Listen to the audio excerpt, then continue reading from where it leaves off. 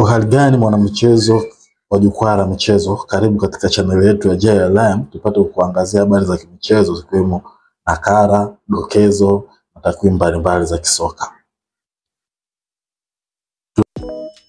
Klabu ya Barcelona imethibitisha kukamilisha usajili wa golikipa wa zamani wa Arsenal na Juventus na taifa la Poland Wojciech Szczesny kama mchezaji huru kwa mkataba wa mwaka mmoja hadi 2025.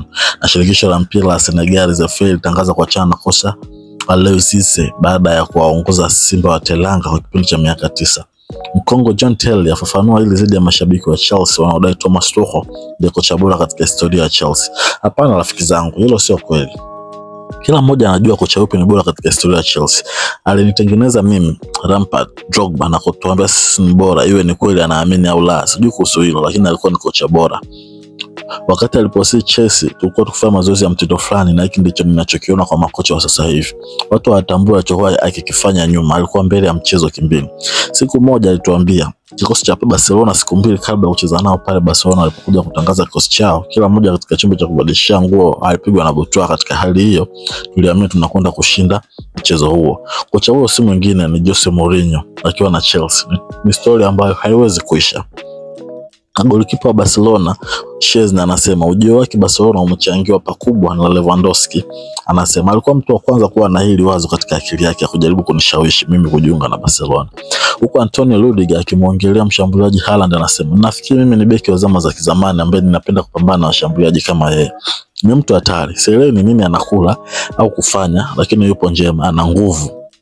Wakati ninaangalia magoli yake, mfano kama cross itapigwa ya juu zaidi, huwezi kumzidi. Ingawa kufunga goli dhidi yetu, ila aligonga nguzo ya goli la mpira.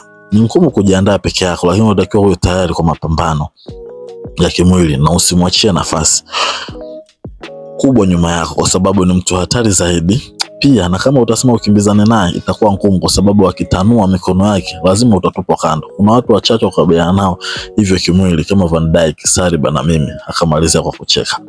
Antonio Rudiger alipoulizwa na kama ataambiwa sajili beki wa katika timu yake akamsajili nani, alisema nitamchagua Saliba.